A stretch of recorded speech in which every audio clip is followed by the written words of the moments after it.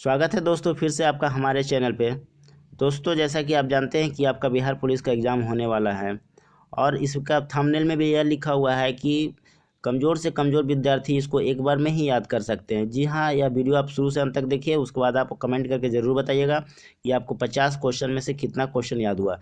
और इसमें आपको एक नया तरीका से बताया जा रहा है, ब्रेन की भाषा में बताया जा रहा है, ब्रेन लैंग्वेज में बताया जा रहा है। और ब्रेन का लैंग्वेज जो होता है इमेज होता है। तो हम कोशिश करेंगे कि आपका जो प्रश्न है उससे एक इमेज निकालें और उसका जो आंसर है उससे एक इमेज निकालें, दोनों को एक दूसरे से रिलेट कर दें ताकि वह परमानेंट आपको याद रह सके। तो हम वीडियो शुरू करते हैं। अगर आप हमारे चैनल पर पहली बार आए हैं तो चैनल को जरूर सब्सक्राइब कीजिएगा, साथ ही बेल आइकॉन को भी दबाना ना भूलिएगा। तो वीडियो शुरू करें इससे पहले आप वीडियो को लाइक कर दीजिए। पहला प्रश्न को देखिए, हड़प्पा सभ्यता संबंधित है किससे है? कांस्य युग से है, नवपाषाण युग से है, पाषाण युग से है, लौह युग से है। तो हड़प्पा सभ्यता जो है कांस्य युग से संबंधित है। देखिए इससे हम एक रिलेट करते हैं, हड़प्पा यानी कि हड़पना, किसी चीज़ को हड़पना, किसी का संपत्ति हड़पना, किसी का धन हड़पना। तो देखिए अब इसे आप इमेजिन कीजिए कि हड़पा भी तो क्या हड़पा, कांसा का बर्तन हड़पा, कांसा का ज्वेलरी हड़पा, यानी कांसा का जो भी चीज़ है उसको हड़प्पा। यानी अगर हड़पना था उसको सोना हड़पता, लेकिन वो क्या हड़पा, कांसा। तो हड़प्पा सभ्यता किससे संबंधित है? कांस्य युग से। अब अगर माइंड में आपका कांस्य युग आता है ना तो आपको समझ में आ जाएगा कि कांसा को कौन हड़पा था, तो हड़प्पा सभ्यता। ठीक है, तो कांस्य युग किससे रिलेट हो जाएगा? हड़प्पा सभ्यता से। तो पहला का आंसर ए हो जाएगा। दूसरा प्रश्न को देखते हैं, जैन परंपरा के अनुसार पहले तीर्थकर कौन थे? तो इसका सही आंसर है ऋषभदेव। जैन परंपरा के अनुसार पहले तीर्थकर कौन थे? तो ऋषभदेव। तो जैन वालों ने सोचा, अब इसमें एक हमको छोटा सा कहानी बनाना है। जैन वालों ने सोचा कि पहले तीर्थकर किसको बनाया जाए, तो पहले तीर्थकर ऋषि मुनि को बनाया जाए, यानी ऋषि को। तो ऋषि से हमारा ऋषभदेव। अब ऋषि का जैसा ही सब आएगा माइंड में, उससे आपका ऋषभदेव निकलेगा। और ऋषभदेव किसके हो जाएंगे? जैन परंपरा के अनुसार पहले तीर्थकर हो जाएंगे। दूसरा प्रश्न को हो गया। तीसरा प्रश्न को देखें, महमूद गजनबी के साथ भारत आने वाला प्रसिद्ध इतिहासकार कौन था? इसका सही आंसर है अलबरूनी। अब इसको देखिए, गजनबी, गजनबी से गजनी एक फिल्म आया था। ठीक है, गजनी में आप देखे थे ना कि आमिर खान बाल पूरा मतलब इस तरह से काट करके रखा हुआ है, एक डिजाइन बना कर रखा है। तो एकदम अलग डिजाइन था। क्या था? अलग। तो अलग से अलबरूनी बन गया, अलग से अलबरूनी बन गया। यानी कि मोहम्मद गजनबी के साथ भारत आने वाला प्रसिद्ध इतिहासकार कौन था? तो अलबरूनी हो जाएगा। 4 नंबर प्रश्न देखिए, बाबर ने तुजुक ए बाबरी किस भाषा में लिखी? बाबर ने तुजुक ए बाबरी किस भाषा में लिखी? तुजुक से मतलब हुआ तुर्की, तुजुक तुर्की, एक दूसरे से जुड़ रहा है, तुजुक तुर्की। तो बाबर ने तुजुक ए बाबरी किस भाषा में लिखी? तो इसका सही आंसर हो जाएगा तुर्की। दोस्तों दोनों को जोड़ना पड़ता है, नहीं जोड़ेगा तो आपको याद नहीं रहेगा, तो वही कोशिश किया जा रहा है। नेक्स्ट देखिए, प्लासी का युद्ध मैदान कहाँ स्थित है? तो इसका सही आंसर होगा पश्चिम बंगाल। अब प्लासी से एक हमारा इमेज बन कर रहा है प्यासी, प्लासी यानी प्यासी, प्यासी। तो देखिए पश्चिम बंगाल के लोग प्यासे रह जाते हैं, क्यों? क्योंकि यहाँ का जितना भी पानी है वह सब बंगाल की खाड़ी में चला जाता है। तो यहाँ से हम लोग, प्लासी का युद्ध मैदान कहाँ स्थित है? पश्चिम बंगाल में। प्लासी से हमको प्यासी आ रहा है। तो प्यासे क्यों रह जाते हैं यहाँ के लोग? क्योंकि यहाँ का पानी जो है बंगाल की खाड़ी में चला जाता है। पश्चिम बंगाल का पानी कहाँ चलता है? बंगाल की खाड़ी में। दोस्तों ये आपका परमानेंटली याद हो रहा है, थोड़ा फनी हो रहा है, उससे कोई दिक्कत नहीं है। फनी करने से और अच्छा है, क्योंकि पढ़ना तो एक अपने आप में बोझ है। ठीक है, बोरिंग सब्जेक्ट है पढ़ाई, लेकिन उसको हम फनी बना करके आपको याद करवाते हैं। देखिए, केंद्रीय चावल अनुसंधान संस्थान कहाँ स्थित है? इसका सही आंसर है कटक में स्थित है। अब देखिए चावल जो है, आप कच्चा चावल को कैसे खाइएगा? कट कटा के खाइएगा, मतलब दांत दांत के पास लाइएगा तो वो कट कट करके आवाज़ करेगा। यानी केंद्रीय चावल अनुसंधान संस्थान कहाँ स्थित है? तो कटक। कटक कहाँ है? उड़ीसा में। 7 नंबर प्रश्न को देखिए, भारत का वह सबसे बड़ा बंदरगाह कौन सा है जो कुल यातायात के 5वें भाग को संभालता है? इसका सही आंसर हो जाएगा मुंबई। आप जानते हैं मुंबई हमारा आर्थिक क्षेत्र कहा जाता है। तो आर्थिक क्षेत्र है यानी कि वहाँ पे सबसे ज़्यादा सामान वगैरह भी आएगा। अब बंदरगाह आपका जो है वहाँ पे क्या कह रहा है कि सबसे बड़ा बंदरगाह कौन सा है जो कुल यातायात के 5वें भाग को संभालता है? यानी कि सबसे ज़्यादा यातायात यहीं पे होगा। कहाँ पे? मुंबई में। क्योंकि जब ज़्यादा यातायात होगा तो ज़्यादा मात्रा में माल आएगा। ज़्यादा मात्रा में माल इसलिए आएगा क्योंकि मुंबई को भारत का आर्थिक क्षेत्र कहा जाता है, इसलिए इसका आंसर सी हो जाएगा। 8 नंबर प्रश्न को देखिए, अंकलेश्वर किसके लिए जाना जाता है? तो यह तेल के लिए जाना जाता है। अंकलेश्वर से आपका अंकल का इमेज बन के आ रहा है। किसका इमेज बन के आ रहा है? अंकल का। अब एक इमेजिन कीजिए कि हमारे अंकल जो हैं अंकलेश्वर में रहते हैं और वहाँ किस चीज़ का बिजनेस करते हैं? तेल का बिजनेस करते हैं। किस चीज़ का? तेल का। तो अंकलेश्वर किस चीज़ के लिए जाना जाता है? तो तेल के लिए। 9 नंबर प्रश्न को देखिए, लक्षद्वीप के लोग निम्नलिखित में से कौन सी भाषा बोलते हैं? तो लक्षद्वीप के लोग जो है मलयालम बोलते हैं। इसको कैसे हम रिलेट करेंगे? लक्षद्वीप क्या है? अरब सागर में स्थित है। ठीक है, अरब सागर में स्थित है। यहाँ पे केरला है, तो केरल में भी मलयालम चलता है और वो लक्षद्वीप उसी से 220 किलोमीटर दूर में लक्षद्वीप पड़ता है। इसलिए केरल में जो भाषा बोला जाएगा वही लक्षद्वीप में बोला जाएगा। तो केरल में कौन सा भाषा बोला जाता है? मलयालम। इसलिए लक्षद्वीप में भी मलयालम हो जाएगा। इसलिए ऑप्शन ए हमारा बिल्कुल सही आंसर हो जाएगा। 10 नंबर प्रश्न को देखिए, दिया सलाई में प्रयोग किया गया फास्फोरस का अप्रूप है। आप देखे होंगे दिया सलाई, जिसको हम मैच बॉक्स बोलते हैं, माचिस बोलते हैं, उसका जब तिली को निकालिएगा तो उसमें लाल कलर का उसका जो मसाला होता है लाल कलर का होता है। तो वही लाल से हम लाल फास्फोरस को जोड़ देंगे। तो दिया सलाई में प्रयोग किया गया फास्फोरस का अप्रूप होता है किसका? लाल फास्फोरस का। बिल्कुल सही हो जाएगा answer, option number B. 11 number प्रश्न को देखिए, ज्वर नियंत्रण में सहायक औषधि का नाम क्या है? आप जानते हैं कि बुखार लगता है तो उसमें हम लोग पैरासीटामोल देते हैं। इसमें आपका सी आंसर बिल्कुल सही हो जाएगा। 12 नंबर प्रश्न को देखिए, वनस्पति तेलों का घी में परिवर्तन कैसे होता है? तो हाइड्रोजनीकरण के द्वारा होता है।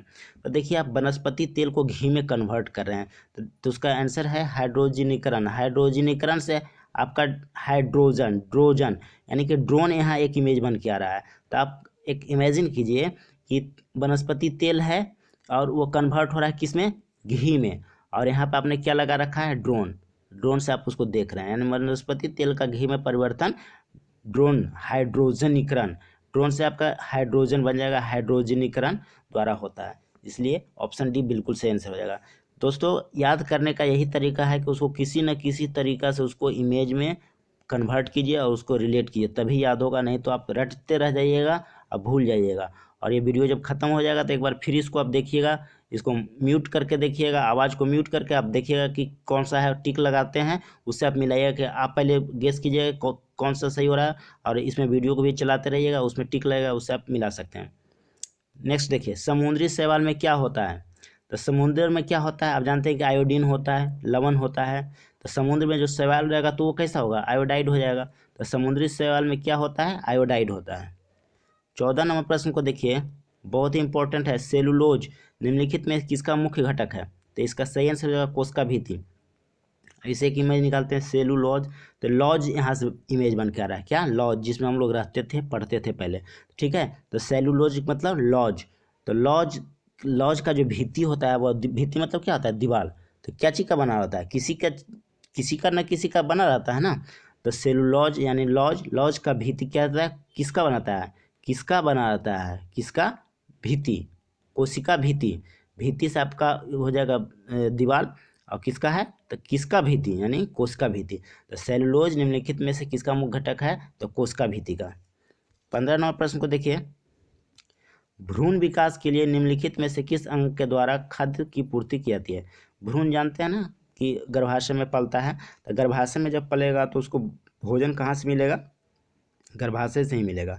इसलिए 15 का ऑप्शन ए हमारा बिल्कुल सही आंसर हो जाएगा, क्योंकि भ्रूण विकास के लिए निम्नलिखित में से किस अंग के द्वारा खाद्य की पूर्ति की जाती है? तो गर्भाशय हो जाएगा। 16 नंबर प्रश्न को देखिए, पिनियल ग्रंथि कहाँ होती है? पिनियल ग्रंथि कहाँ होती है? तो ये इसका आंसर हो जाएगा यकृत में। पिनियल ग्रंथि कहाँ होती है? यकृत में होती है। इसको आपको पता होना चाहिए। नेक्स्ट देखते हैं दोस्तों, जिससे इमेज निकल रहा है हम निकालेंगे, और जो आसान है उसको छोड़ देते हैं, जो कठिन है उसको हम जरूर इमेज निकालेंगे। जैसे देखिए, सूक्ष्म अर्थशास्त्र का संबंध होता है किससे? तब देखिए, अर्थशास्त्र का मतलब ही होता है अर्थ, मनी। ठीक है, और सूक्ष्म मतलब छोटा। अब छोटा मनी रहेगा भाई तो आप किसी को दे पाइएगा नहीं ना, तो व्यक्तिगत के लिए ना यूज़ कीजिएगा। तो सूक्ष्म अर्थशास्त्र का संबंध किससे हो जाएगा? व्यक्तिगत इकाई से। फिर से इसको देख लिए, अर्थशास्त्र का मतलब हुआ अर्थ, अर्थ मतलब मनी होता है। और सूक्ष्म मतलब कम पैसा है, तो कम पैसा है तो किसी को आप हेल्प नहीं कर पाइएगा, यानी व्यक्तिगत में ही सिमट कर रह जाएगा। तो सूक्ष्म अर्थशास्त्र क्या हो जाएगा? व्यक्तिगत इकाई से। 18 नंबर प्रश्न को देखिए, भारत के ग्रामीण क्षेत्रों में मौसमी बेरोजगारी उत्पन्न होने का प्रमुख कारण है कृषि की सामयिक प्रकृति। कृषि की सामयिक प्रकृति के चलते मौसमी बेरोजगारी होती है। मौसमी बेरोजगारी किससे जुड़ा हुआ है? कृषि से जुड़ा हुआ है। 19वां प्रश्न को देखते हैं। मुस्लिम लीग के संविधान सभा का बहिष्कार किया। मुस्लिम लीग ने संविधान सभा का बहिष्कार क्यों किया? क्योंकि वह मुसलमानों के लिए अलग संविधान सभा चाहती थी। क्या चाहते थे? वह मुसलमानों के लिए अलग संविधान सभा चाहती थी, इसीलिए उन्होंने संविधान सभा का बहिष्कार किया। 20वां प्रश्न देखिए। मछली किनकी रचना है? मछली किनकी रचना है? देखिए, मछली का इमेज आपके पास है। आप मॉल उल में जाते होंगे तो मछली वहाँ पे रहता है। किस लिए रहता है? मनोरंजन के लिए रहता है। आप देखते हैं तो देखिए, विनोद का अर्थ होता है मनोरंजन। आप इसको देखिएगा कि विनोद का मीनिंग क्या होता है, तो इसका मनोरंजन होता है। तो मछली को मनोरंजन के लिए रखा जाता है, तो इसलिए मछली किनकी रचना है? तो विनोद कुमार शुक्ल की हो जाएगा, क्योंकि विनोद से मनोरंजन का अर्थ निकलता है। भारत में दल बदल विरोधी अधिनियम कब बना? भारत में दल बदल विरोधी अधिनियम कब बना? तो इसका सही आंसर हो जाएगा 1985 में भारत में दल विरोधी अधिनियम बना। नेक्स्ट देखिए, लघु ज्वार भाटा कब आता है? लघु ज्वार भाटा कब आता है? तो सप्तमी या अष्टमी के दिन आता है। ठीक है, लघु ज्वार भाटा कब आता है? तो सप्तमी या अष्टमी के दिन। और कहेगा कि अगर दीर्घ ज्वार भाटा कब आता है? तो पूर्णिमा और अमावस्या के दिन आता है। 23 नंबर प्रश्न को देखिए, बहुत ही इंपॉर्टेंट है। सौराष्ट्र की सुदर्शन झील का निर्माण किसने करवाया था? तो इसका सही आंसर हो जाएगा चंद्रगुप्त मौर्य ने। अब इसका देखिए, एक हम इसको ट्रिक से फिर देखते हैं। सुदर्शन मतलब क्या था? सुदर्शन चक्र, देखते हैं ना, सुदर्शन चक्र। और चंद्रगुप्त मौर्य से आपका क्या निकला? चंद्र निकला, चंद्र। आप देखिएगा कि पूर्णिमा की रात में झील में चांद का इमेज कैसा बनता है? सुदर्शन चक्र के जैसा बनता है। यानी कि सौराष्ट्र की सुदर्शन झील का निर्माण किसने करवाया था? चंद्रगुप्त मौर्य हो जाएगा। 24 नंबर प्रश्न को देखिए, पूर्व का मैनचेस्टर किसे कहा गया है? पूर्व का मैनचेस्टर, यहाँ से इमेज निकालते हैं। मैन का चेस्ट, मैनचेस्टर मतलब मैन का चेस्ट, तो आदमी का छाती। तो इसका आंसर हो जाएगा ओसाका। ओसाका माने ओस का। तो आप इमेजिन कीजिए कि आदमी का जो छाती है उसमें जो बाल है उस पर जो ओस का बूंद पड़ा हुआ है वो चमक रहा है। ठीक है, तो पूर्व का मैनचेस्टर किसे कहा गया है? तो ओसाका, ओस का। यानी कि मैन का चेस्ट जो है उस पर पानी जब पड़ता है तो वो कैसा दिखता है? ओस के जैसा दिखता है। 25 नंबर प्रश्न को देखिए, पवनार आश्रम का संबंध है। पवनार यानी अनार, अनार खाइए भाई लेकिन भाव से, तब इससे हो जाएगा विनोबा भावे। पवनार मतलब अनार, अनार खाइए मगर किससे? कैसे खाइए? भाव से। तो भाव से हम किसको याद करेंगे? विनोबा भावे को। तो पवनार आश्रम का संबंध किससे हो जाएगा? विनोबा भावे से। 26 नंबर प्रश्न को देखिए, भारतीय संविधान का कौन सा भाग संविधान की आत्मा कहलाता है? तो देखिए, किसी भी चीज़ का आत्मा कब कहलाएगा? जब उसका मतलब टारगेट हो, उद्देश्य हो। तो उसी तरह से भारतीय संविधान का भी कोई ना उद्देश्य होगा ना, जो कि हमको इस तरह से हमारा देश होना चाहिए। तो जो उद्देशिका होगा वही भारतीय संविधान की आत्मा कहलाएगा। यानी कि ऑप्शन सी हमारा बिल्कुल सही हो जाएगा। 27 नंबर प्रश्न को देखिए, आप इसको जानते होंगे, क्लोरोफॉर्म का प्रयोग किस रूप में किया जाता है? तो डॉक्टर लोग हैं जो रोगी को बेहोश करने के लिए, निश्चेतक करने के लिए क्लोरोफॉर्म का उपयोग करते हैं, इसलिए ऑप्शन बी हमारा बिल्कुल सही आंसर हो जाएगा। 28 नंबर प्रश्न को देखिए, सीडेराइट किसका अयस्क है? तो इसका सही आंसर हो जाएगा आयरन। देखिए, इसमें कन्फ्यूजन होता है, इसको हम याद करा देते हैं। सीडेराइट, आप जानते हैं कि पहले आज से 20 साल पहले सीडी चलता था। कैसे चलता था? सीडी कैसे चलाते थे ना, सीडेराइट से सीडी, यहाँ से हम बन कर रहा है सीडी, एक इमेज बन कर रहा है सीडेराइट से सीडी। और उसको हम राइट करते थे, मतलब उसको हम चला के देखते थे। तो सीडी राइट यानी सीडी का राइट करते थे। तो वो जो सीडी रहता था ना, वो क्या चीज़ का बना रहता था? आयरन का बना रहता था। इसलिए सीडी राइट अयस किसका हो जाएगा? आयरन का। 29 नंबर प्रश्न को देखिए, मीराबाई का जन्म। दोस्तों, मीराबाई जो थी ना, राजकुमारी थी, राजा की बेटी थी। तो राजा की बेटी थी तो उसका जन्म भी कहाँ होगा? राजा के पास होगा। तो राजा मतलब का अर्थ हुआ राजस्थान, राजस्थान से राज घराना है, राजस्थान। तो मीराबाई का जन्म कहाँ हुआ? राजस्थान में। नेक्स्ट देखिए, शोक किस रस का अस्थाई भाव है? तो करुण का जो है, करुण रस का स्थायी भाव क्या है? शोक है। 31 नंबर प्रश्न को देखिए, प्रकाश तरंगे होती है, आप जानते हैं विद्युत चुंबकीय तरंगे होती है। इसको अगर आपको याद करना है तो इसको हम याद कराते हैं। जो प्रकाश का लाइट है, जो सूर्य का लाइट है, उसको पृथ्वी कैसे खींचता है? चुंबक की तरह खींचता है। प्रकाश का जो लाइट है, सूर्य का जो लाइट है, जो प्रकाश है, उसको पृथ्वी कैसे खींचता है? अपने तरफ, चुंबक की तरफ खींचता है, चुंबक की तरह खींचता है। तो इसलिए प्रकाश तरंगे कैसे तरंगे है? तो विद्युत चुंबकीय तरंगे है। 32 नंबर प्रश्न को देखिए, एक तरंग की आवृत्ति एवं आवर्तकाल का गुणनफल क्या होता है? एक होता है। इसको आवृत्ति को फ्रीक्वेंसी बोलते हैं और 1/t इसका हो गया फॉर्मूला, यानी आवृत्ति ये हो गया और ये आवर्तकाल, और n/t कर देंगे तो क्या हो जाएगा? 1। फ्रीक्वेंसी इक्वल टू 1/t और n frequency into t equal to 1। तो यानी कि आवृत्ति और आवर्तकाल का गुणनफल 1 हो जाएगा। 33 नंबर प्रश्न को देखिए,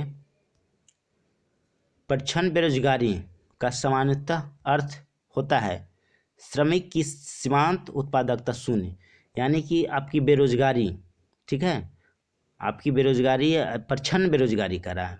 प्रच्छन्न बेरोजगारी यानी कि बेरोजगारी होगा कब? प्रच्छन्न बेरोजगारी कब होगा? जब आपका उत्पादकता क्या हो जाएगा? जीरो हो जाएगा, मतलब आप कुछ कर ही नहीं कर रहे हैं, तो प्रच्छन्न बेरोजगारी हो जाएगा। तो प्रच्छन्न बेरोजगारी का समान अर्थ क्या होता है? कि श्रमिक की सीमांत उत्पादकता शून्य। 34वां प्रश्न को देखिए, निम्नलिखित में से कौन सा अप्रत्यक्ष कर है? तो इसका सही आंसर हो जाएगा सीमा शुल्क। इसको अब देखते हैं। अप्रत्यक्ष कर, अब जैसे मान लिया कि यहाँ पे आप हैं और इधर आपका है बांग्लादेश, आप इंडिया से बांग्लादेश आप जा नहीं पाइएगा। क्यों नहीं जा पाइएगा? क्योंकि वहाँ पे आपको वीजा ये सब का प्रोविज़न करना पड़ेगा, तब जाइएगा। तो यानी कि सीमा खींच दिया गया है, तो यानी आप डायरेक्ट इसमें नहीं घुस सकते हैं। तो कैसे घुसिएगा? इनडायरेक्ट रूप से। तो इनडायरेक्ट रूप से कैसे घुसिएगा? तो फ़ोन करके बात कर सकते हैं। अगर यहाँ पर आपका दोस्त है तो उससे बात करना है, तो इनडायरेक्ट रूप से बात कर लिए। तो अप्रत्यक्ष कर कैसा कर है? सॉरी, निम्नलिखित में से कौन सा अप्रत्यक्ष कर है? तो सीमा शुल्क जो है अप्रत्यक्ष कर हो गया। नेक्स्ट देखिए 35 नंबर, माउंटबेटन योजना किससे संबंधित है? क्या है? तो भारत विभाजन की मांग को स्वीकार करना। देखिए माउंटबेटन मतलब माउंट, माउंट बन क्या होता है? माउंट एवरेस्ट या पहाड़ हो गया। तो उसको बेटन में बांटना, यानी माउंट को बांटना। क्या करना है? माउंट को बांटना यानी विभाजन करना। तो भारत विभाजन की मांग को स्वीकारना, माउंट को बांटना मतलब कि किसी चीज़ को बांटने का बात कर रहा है ना। तो इसमें देखिए ऑप्शन में भारत विभाजन की मांग को स्वीकार करना। तो माउंटबेटन योजना किससे संबंधित है? भारत विभाजन की मांग को स्वीकार करना। दोस्तों अभी हम एक दूसरे से रिलेट कर रहे हैं। अब ये जब वीडियो खत्म हो जाएगा तो इसको पॉज करके म्यूट करके आप इसको देखिएगा वीडियो को।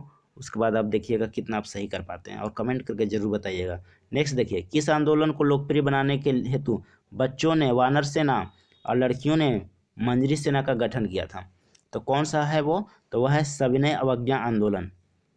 क्या है? सविनय अवज्ञा आंदोलन, यानी कि सविनय यानी सभी से विनय किया गया कि भाई आप भी आंदोलन में आइए। तो बच्चा भी आया, लड़की भी आई। तो बच्चा क्या बना? वानर सेना बना। लड़की क्या बना? मंजरी सेना। और सब मिल करके इसको फेमस किया, लोकप्रिय बनाया। किसको? तो सविनय अवज्ञा आंदोलन को, यानी सभी से विनय किया कि आप लोग आइए आंदोलन में। इसका थोड़ा सा देख लीजिए आप। 6 अप्रैल 1930 को प्रातःकाल के बाद महात्मा गांधी ने समुद्र तट पर नमक बनाकर नमक कानून को भंग किया। यहीं से सविनय अवज्ञा आंदोलन की शुरुआत हुई, यानी नमक कानून को भंग किया, उसके बाद यह सविनय अवज्ञा आंदोलन शुरुआत हुआ। नेक्स्ट देखिए, दक्षिण पूर्व एशिया में विश्व की आधी से अधिक जनसंख्या क्यों मिलती है? क्योंकि यहाँ के मैदान उपजाऊ होते हैं और जलोढ़ मिट्टी से बने होते हैं।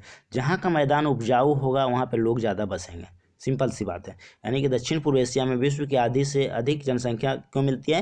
क्योंकि यहाँ के मैदान उपजाऊ और जलोढ़ मिट्टी से बने होते हैं।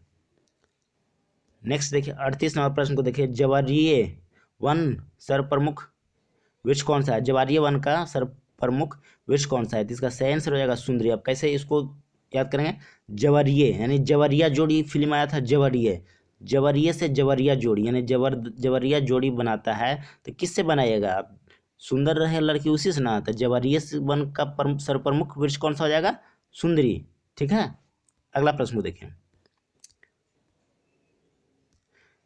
रेगुर मिट्टी का रंग काला क्यों होता है? या बेसाल्ट चट्टान से निर्मित होता है। ऑप्शन ए हमारा बिल्कुल सही आंसर हो जाएगा।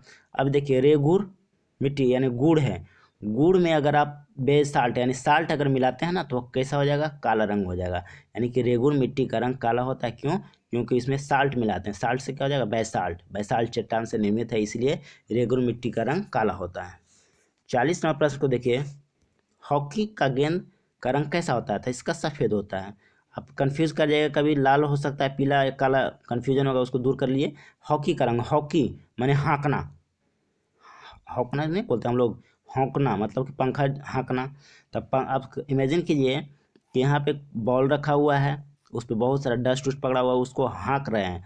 हाँक करके उसको क्या कर दिए, एकदम वाइट कर दिए, उजला कर दिए, उजला कर दिए, एकदम साफ कर दिए, तो सफ़ेद हो गया वो बॉल। अब कैसा हो गया, सफ़ेद हो गया। तो हाँक करके उसको सफ़ेद कर दिया, यानी हॉकी का गेंद का रंग कैसा होता है, तो सफ़ेद।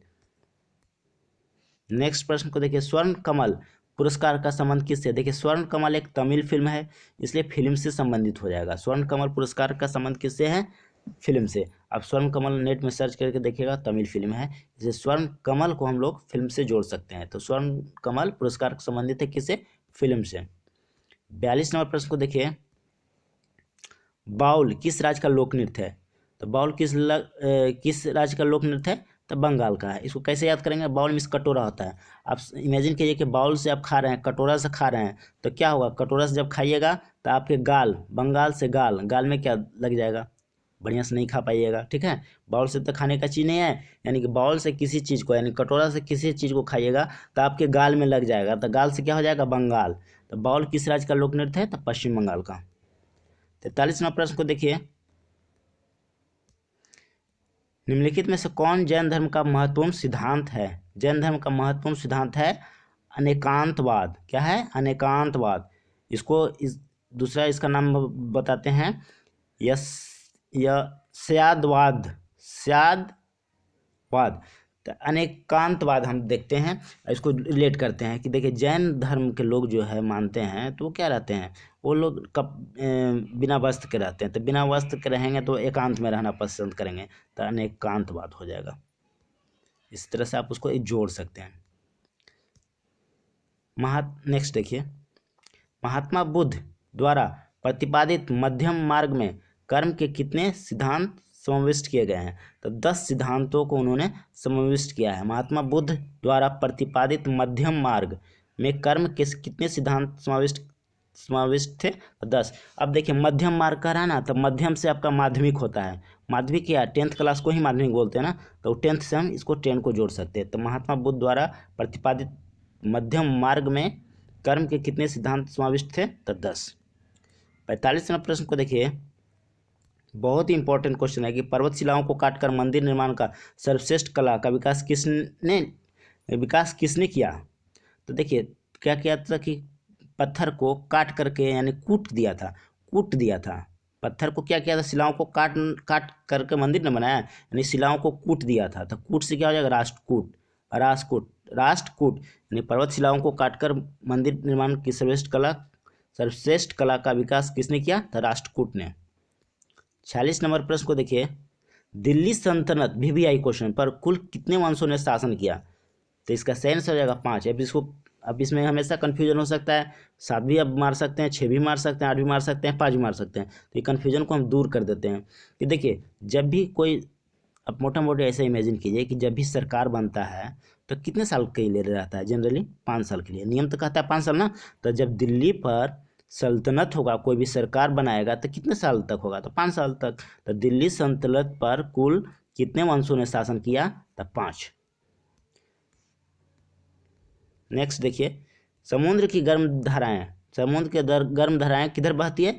ध्रुव की ओर जाती है। क्यों? ध्रुव पर ठंडा रहता है, बर्फ जमा रहता है, और गर्म पानी हो या हवा, उसका प्रॉपर्टी है कि गर्म से ठंडा की ओर जाता है। तो समुद्र की गर्म धाराएं कहाँ जाएगा? ध्रुव की ओर जाएगा। 48वां प्रश्न को देखिए, पोंगल क्या है? तो फसलों का त्यौहार है। तो देखिए पोंगल से हम कैसे, पोंगल यानी पागल लोग क्या करते हैं? फसल उपजाते हैं। ऐसे तो ऐसे होना नहीं चाहिए, लेकिन याद करना है तो थोड़ा सा ट्रिक बैठाते हैं। तो पागल होते हैं, पोंगल यानी पागल लोग होते हैं जो क्या करते हैं? फसलों का त्यौहार करते हैं, फसल उपजाते हैं। क्यों भाई, फसल में अब तो कुछ रहा ही नहीं, लोग तो कमाने के लिए दिल्ली बम्बे जा रहे हैं, तो पागल लोग ही ना फसल का उपजाएंगे। तो पोंगल क्या है? फसलों का त्यौहार है। 49 नंबर प्रश्न को देखिए, सूर्य की सबसे अधिक तिरछी किरणें कहाँ पड़ती है? तो ध्रुवों पर, क्योंकि ध्रुव पर तिरछा पड़ता है इसलिए वहाँ ठंडा रहता है और वहाँ बर्फ़ जमा हुआ है। अगर सूर्य की किरण अगर सीधी पड़ेगी ना तो वहाँ गर्मी पड़ेगा, और जहाँ तिरछी पड़ेगी वहाँ पे ठंडा रहेगा, बर्फ़ जम जाएगा। तो ऑप्शन बी हमारा बिल्कुल सही आंसर हो जाएगा। 50 नंबर देखिए, बहुत इंपॉर्टेंट है कि उत्तर भारत में चक्रवातीय वर्षा किस मौसम में होती है? तो जाड़े में होती है। चक्रवातीय चक्रवर्तीय मतलब क्या हुआ कि चक्र के समान, यानी कि आप सोचिए कि ठंडा में भी अगर बारिश हो जाए तो क्या होगा? चक्र के जैसा काटेगा, ज़्यादा ठंड पड़ेगी, एकदम ठंडे जो है ना चक्र के जैसा आपको काटेगा। तो उत्तर भारत में चक्रवातीय वर्षा किस मौसम में होती है? तो जाड़े में। दोस्तों वीडियो कैसा लगा कमेंट करके ज़रूर बताइएगा, और आप इसको टेस्ट के तौर पे भी दीजिएगा। हमारे वीडियो को चला करके उसको म्यूट कर दीजिएगा और देखिएगा, टिक जहाँ जहाँ लग रहा है उससे पहले आप माइंड में बोलिएगा कि कौन सा ऑप्शन होगा और उसे मिलाइएगा। और वीडियो को लाइक ज़रूर करिएगा दोस्तों।